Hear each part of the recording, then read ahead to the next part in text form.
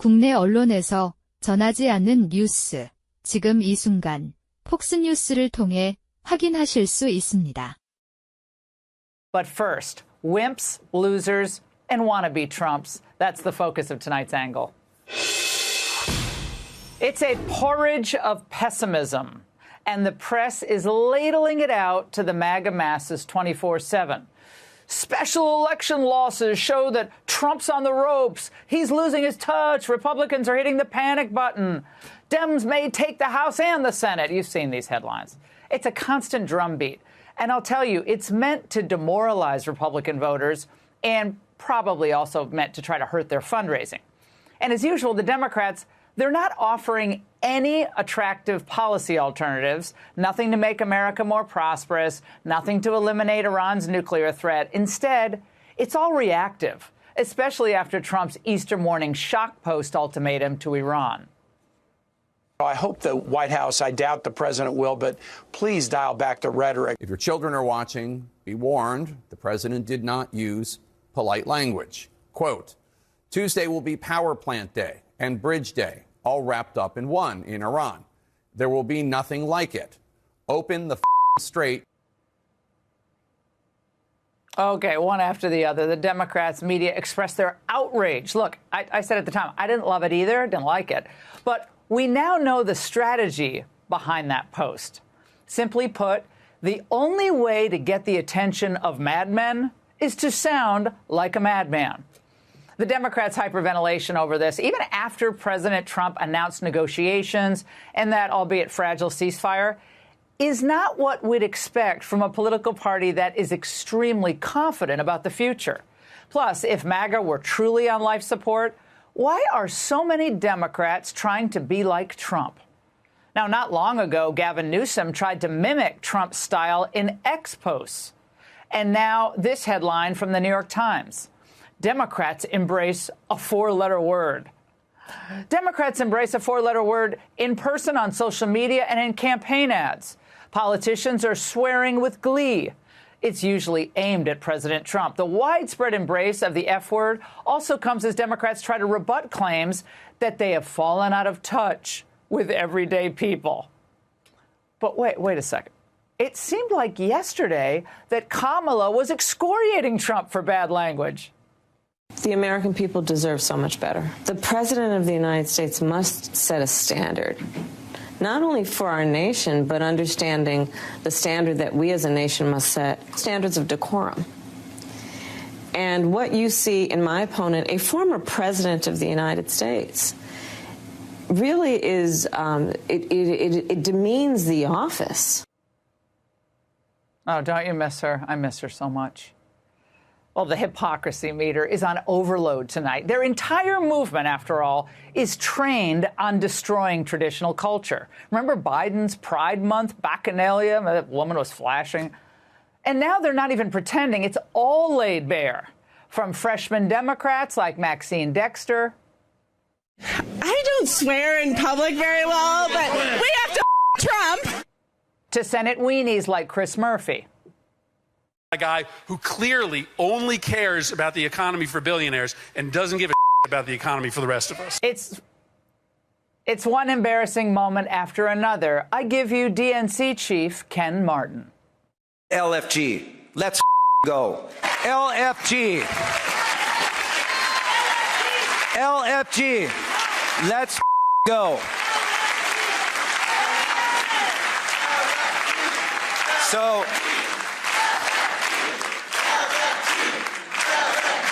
that's right. That's right. Go where, by the way? Where are we going to go? Back to sky-high inflation and open borders? I don't think so. And let's not forget gubernatorial candidates.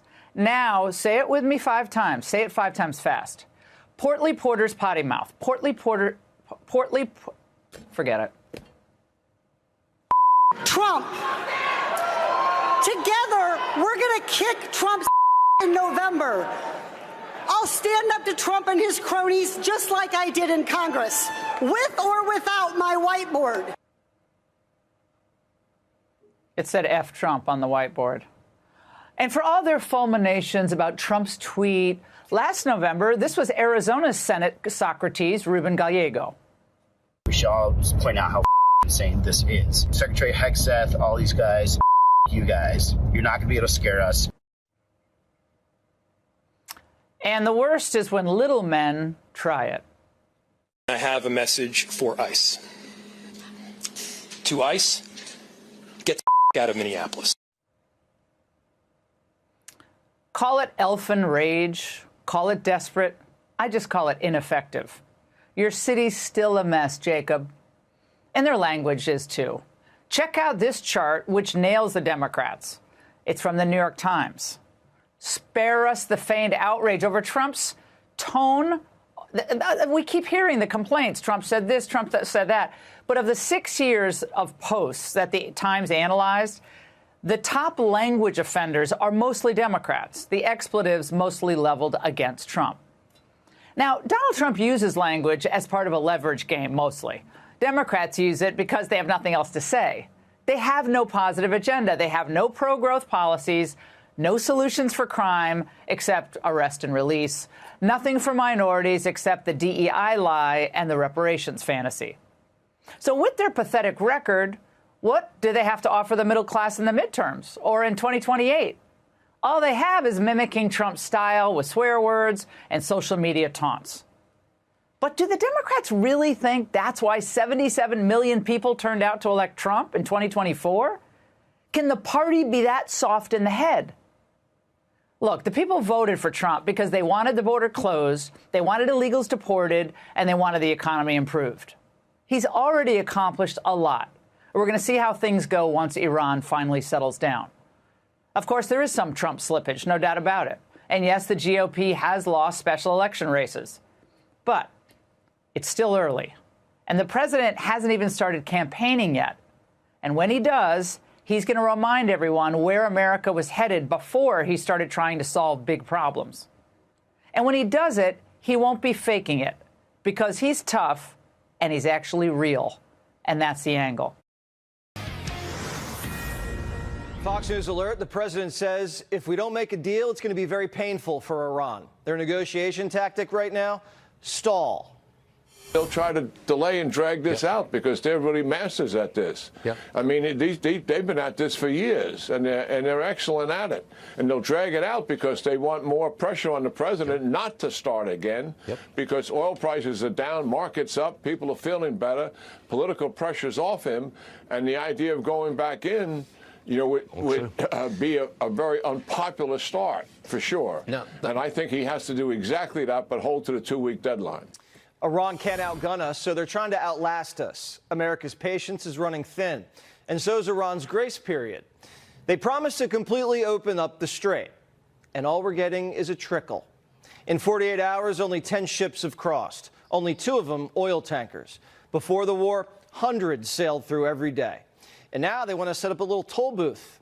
At first, Trump wanted a cut, but now he's soured on the concept. He said, quote, they better not be, and if they are, they better stop now. Bridge and Power Plant Day made the gay Ayatollah wake up from his coma, and he told his ministers to get a deal done and open the strait. So why isn't the strait open? That's what the president wants to know. Quote, Iran is doing a very poor job, dishonorable, some would say, of allowing oil to go through the Strait of Hormuz. That is not the agreement we have. The Iranian ministers who cut a deal with Trump, how do they even tell the toll booth operators on Karg Island there's a truce? No one has cell phones. They're hiding in caves. There's no internet. It's like 10 years after World War II was over. We were still finding Japanese soldiers armed to the teeth on a jungle island. The Ayatollah is just a cardboard puppet. The Guard runs the country. The mullahs are canceled. It's a military dictatorship now. And in order for the generals to survive, they need currency. And they found a way to make money off the strait, oil kickbacks and toll fees. We knocked out their factories, steel and chemical plants. There's mass unemployment. No one's getting paid, and inflation's 10 times worse than Biden's. They lost the war, so manipulating Hormuz is their last resort. It makes America mad, and it makes them money. The gay Ayatollah and his ministers aren't in charge. They don't have the clout to negotiate with Vance. The IRGC wants to fight to the death. They didn't even want a ceasefire. They want to rule from a bunker, meet their 72 virgins. They've been trying to derail talks. They even launched drones at the Saudis. Former CIA Director General David Petraeus says it's going to take some savvy negotiating to get their finger off the trigger and crack open that strait. It's going to take some real diplomatic skill to get it back to what it was, which is an international waterway, not controlled by any country and open to all without tariffs and tolls. Iran clearly is able right now, because of its ability to disrupt freedom of navigation. It has some real strategic power out of this, and it's using that, of course, to influence developments in Lebanon and try to protect its proxy there, Hezbollah, to the extent that it can. The Iranians claim they closed the strait because Israel kept going ham on Hezbollah. Trump got Netanyahu to lay off the proxies for now, so we're about to see if the regime's playing games. The president says he's very optimistic that a peace deal will happen and that Iran's leaders talk much differently when they're at a meeting than they do to the press. They're much more reasonable, he says. And the Europeans better man up. The head of NATO is in D.C. He met with the president last night, and Daddy told him he's disappointed. And within days, expects the Europeans to fire up a Hormuz coalition. NATO says they're working on it. Each country is now looking for what they can do to contribute to this, to make sure that the Strait of Hormuz stays open. Brits, begrudgingly, are saying they'll take the lead. This war wasn't our war, but my job is to protect the UK. It's already had an impact on the UK, and it's very important that we get the Strait of Hormuz open. There's a lot of work to do there. The British have two carriers sitting on the side of the seashore in South England. One's in for repairs. The other's just docked. It's like owning a Lamborghini, but you're afraid to drive it. Same thing with the French. They have a nuclear-powered aircraft carrier, the Charles de Gaulle. It's just hanging around the Mediterranean. It could be in the Gulf in just a few days. We saved the French twice from the Germans. They can't do mop-up duty in the Strait with Iran's entire navy at the bottom of the sea. And Italy might be game too. They say, we'll see. Daddy's got to get the kids to move out. They can't live in the basement forever. But if they do, they got to pay rent. Do you still consider him daddy after yesterday? Well, on the daddy thing, this is a language problem. In Dutch, you would say, hey, the translation of your father is daddy. And I said, hey, yeah, sometimes daddy has to be angry. So I was not calling him my daddy, but saying, but of course, daddy has also a special connotation. And I now have to live with this the rest of my life. Europe gets most of its oil from the Strait. So if it doesn't open soon, they might have to ration fuel. Same thing with the Asians. I love our allies, but they're on welfare, and it's ruined their work ethic. NATO admits we won the war, but they won't help win the peace. Is the world safer today than it was before the war was started? Absolutely, because, and this is thanks to President Trump's leadership, degrading these capabilities is really very important for your and my safety here in the US, in Europe, in the Middle East. Trump's going to China in a month. If the strait's closed when he lands in Beijing, that's no bueno. China's going to use that leverage against us. If the strait can't be opened diplomatically, then it's time for bridge and power plant day. The regime's completely defenseless. In less than 40 days, we used just 10% of our combat power to dismantle one of the largest militaries in the world. In 2 weeks, we'll be rested, replenished, and rearmed. When the ceasefire's over in 12 days, the USS Ford, USS Boxer, and USS Bush will be in theater. CENTCOM Commander Brad Cooper couldn't be more proud of what these men have accomplished.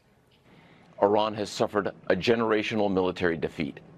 The United States and Israel systematically destroyed Iran's ability to conduct large-scale military operations for years to come.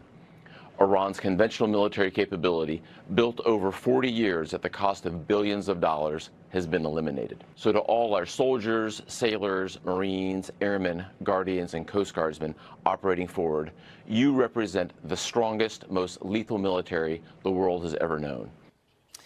When the Trump team meets with the Iranian delegation in Pakistan on Saturday, they should listen to the Iranian BS, then just walk out of the meeting. And the president should say, Iran still hasn't opened the strait. They're screwing around. Ceasefire's off. Market panics, oil jumps, and the whole world is see the Iranians as unreasonable and causing an economic crisis. The whole world will turn against them, and they'll be in a worse position than before. And they'll be under so much pressure, they'll have to open up the strait. But it's true, as the walls close in, cornered animals are often the most dangerous. I know this from shooting invasive feral hogs from my helicopter, which explains why Joy Behar now wears orange. Because wokeism is like any cult. They only increase the awfulness when they feel threatened. That's why Jim Jones led to mass suicide, and why Nirvana led to the Foo Fighters. Thank you. Fact is, as sane people leave, the leftovers congeal into something more extreme, like baked-on grease. When Pete Hegseth noted that we leave no man behind, MS Now's leftover, Lawrence O'Donnell, had this to say. The general knows, unlike Pete Hegseth, that could have been a woman they were trying to rescue, and it might be a woman the next time. Sorry, Larry, but Pete knew for sure the pilot was male, which is more than I could say about my thoughts on Chris Hayes. And trust me, if there's a broad, Hegseth will find her. Now, it's crazy. I wouldn't even have come up with O'Donnell's observation as a joke because it's too on the nose. But that's the thing about wokeness. It's so absurd, no one takes it as real until it becomes a campaign platform. And the lunatics go from eating paste in the arts and crafts room to turning the whole world into their asylum. Right now, there are still equity audits and race-conscious hiring. There are still states pushing gender-affirming care for minors. And you got Dems still pushing for reduced police forces as well as for banning ICE. It's worse up north. Listen to this new acronym one of the Canadian members of parliament dropped recently. When the budget was released, I was shocked to find out that Prime Minister Carney is cutting $7 billion between Indigenous Services Canada and Crown Indigenous Relations. They provided $0 to deal with the ongoing genocide of MMIW G2S LGBTQIA+.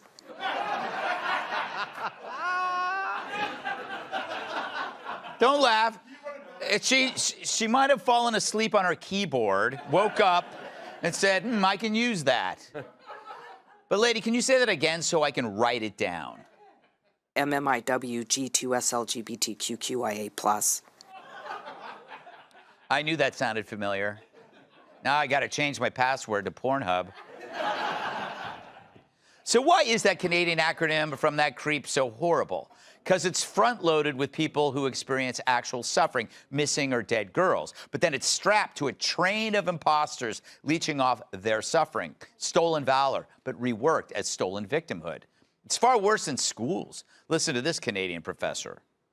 I have worked with 4- and 5-year-olds in schools who have genders that their parents don't want them to have. Parents' rights have suddenly been weaponized against trans and non-binary and two-spirit youth. I want us to get really comfortable with challenging right-wing Christian patriarchy. I want to say things like, you can do work around sexual orientation and gender diversity with children of all ages. And so I want us to think about these conversations in kindergarten.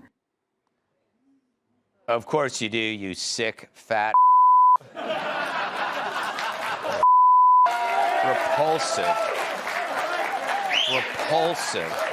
repulsive piece of I'm sorry, censors, but I'm sorry. You know, I'd ask what they're putting in the water in Canada, but clearly it's ice cream. When it should be Thorazine. Let's not forget the hot trend in Canadian healthcare. You've fallen down and you can't get up, don't send an ambulance, they'll send a hearse. So far, 76,000 Canadians have chosen euthanasia as a prescription. And it ain't just old people or people with terminal illnesses, which is why we got to keep paying attention. What happens up there happens here. Marxism and socialism are still alive and well, but they take on different names and shapes. For every Castro that croaks abroad, a Zoran shows up here.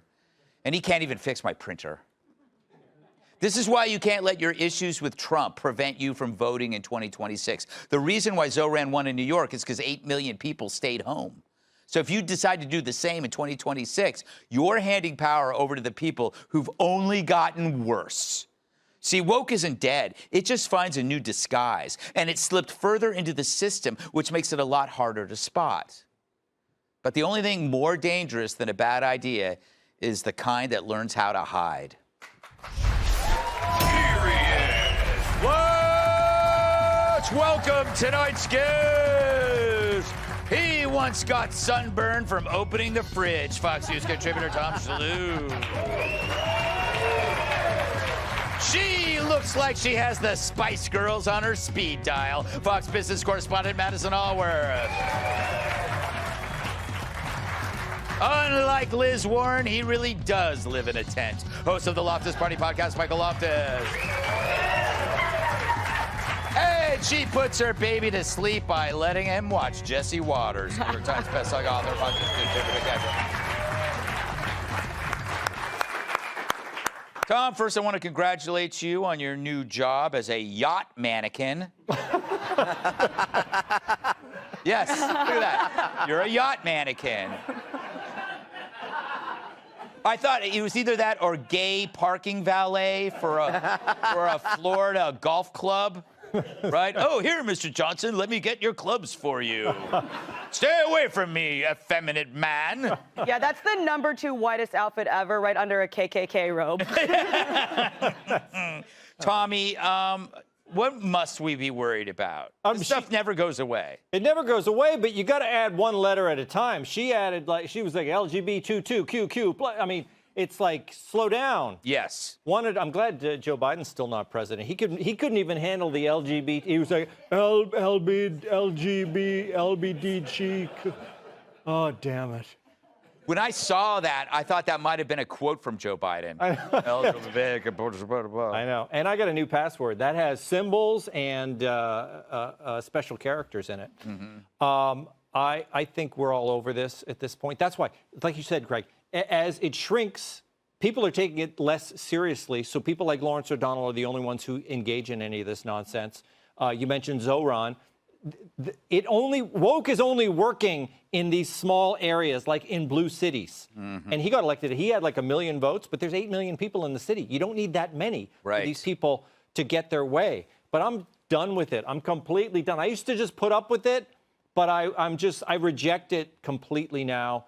That I was working on my home, like doing home improvement. I looked up videos, and I'm looking up this drywall video, Home Depot. And the people showing me are a black woman and her daughter. And I'm like, that drove you crazy. It did. I'm like, I'm like, I want a dude.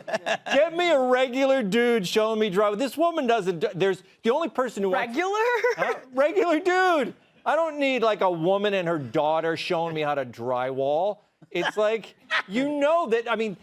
That is like out of the HR department. It's just like, I'm not going to look at it anymore. It's like, delete. I think anybody can do drywall. Isn't it easy? Listen, yeah, well, sometimes. Apparently he needs a video, though, so it can't be that easy. I was doing it myself, but I like to get a tip. If I could get a tip from some guy like, this old house. You want Mike Rowe. Yes, Mike Rowe. That's right. And the thing is, you got to be honest. You want a white person. Somewhere, listen, there's like a black woman and her daughter. They're doing drywall. They open up the thing and they see the video and they're like, no thanks. Like they want a dude to tell them. They're like, thanks, but thanks for the sentiment, but I got work to do here. You really are leaning into this character as a white. Madison, there was a lot of creepy stuff I showed there, and it can totally depress you, like the fat professor talking to little children about sex. You don't want that thing near your kids. No, and I think they also have a really strange pronoun where that person doesn't want pronouns.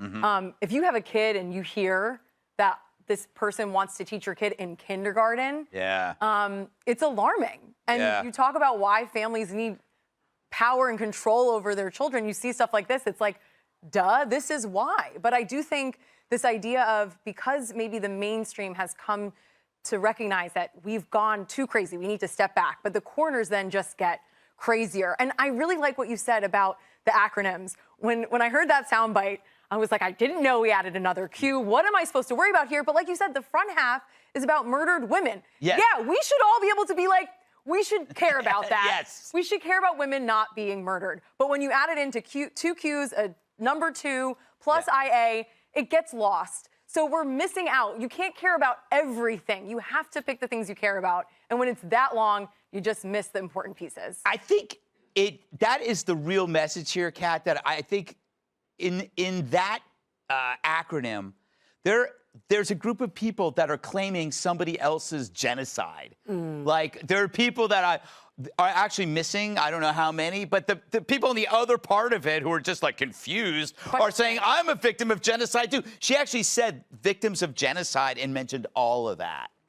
Also with Lawrence O'Donnell, I can't imagine hearing about that rescue operation and how incredible it was and how amazing it was and how, oh, wow, I can't believe they did that. These men are heroes, blah, blah, blah, and being like, oh, she said men just now, right? Like, no man left behind. I thought it was a joke. Yeah. When I watched it, I thought it was AI. I thought it was a joke. And just like you said, I thought it wasn't even really a good joke because I'm like, this is so hack. There's just no man left behind. That's fine. There's certain words you just use gender neutral. I'll use, like, if I hear a piece of gossip that's crazy, I always say girl, even if it's a guy I'm talking to. And then for that, like, right? Yeah. Okay. For that blob that was talking about all the kids she knows who are trans, there are trans people. It's very rare. So if there's all these kids, you know, multiple kids who are telling you they're a gender that their parents don't want them to be, it's you. Yeah. It's you bringing this up. It's you saying to these, and that is just so creepy and so disgusting. And it makes me feel like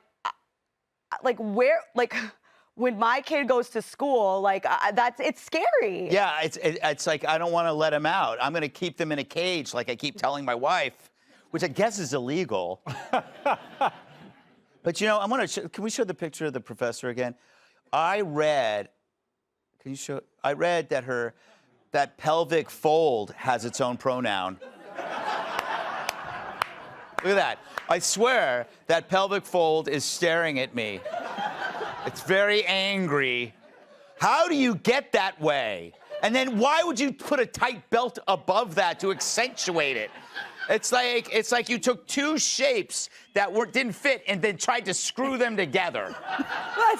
That's what I was thinking too. Yeah. Remember in the first Toy Story, there was the kid that lived next door that would combine the toys in a weird way. It was terrible. It's like somebody put Bill Gates' head on a T-Rex. Yeah. And she's like, I'm trying to make gender fluid children in the, oh, look at my pelvic fold. You could put googly eyes on that and be a character on Sesame Street. Exactly. She should be on H&R Puff and Stuff. That's a big callback. But, like, yeah, if you actually pressed it, if you pressed her pelvic fold, her head would shoot up. She's like one of those. She's like one of those stress babies that you get at, like, you squeeze her head, goes bling, bling, bling. Are you tired of no gender neutral bathrooms? I have no problems talking about this because this thing is a monster. Oh, and you know she's not going to track you down, right? She eats children, I'm convinced. This whole thing is fantastic, and I'm glad we can make the jokes about it, but we got to watch out for the whole woke movement. It is a cult. It's like a religious movement. They don't care how much money Hollywood loses or how wrong they are. They're just going to stick with it. And it's the worst kind of cult because there's no, like, sex or death or roll of quarters or UFOs that pick you up. Yeah. It's just Lawrence O'Donnell being mad at everyone. Yeah. It is. Wokeism is the most sexless cult ever invented. The Catholics have more sex. Well, they do. I mean, they have a lot of kids. Hey, everyone. I'm Emily Campagno. Catch me and my co-hosts Harris Faulkner and Kaylee McEnany on Outnumbered every weekday at 12 p.m. Eastern, or set your DVR. Also, don't forget to subscribe to the Fox News YouTube page for daily highlights.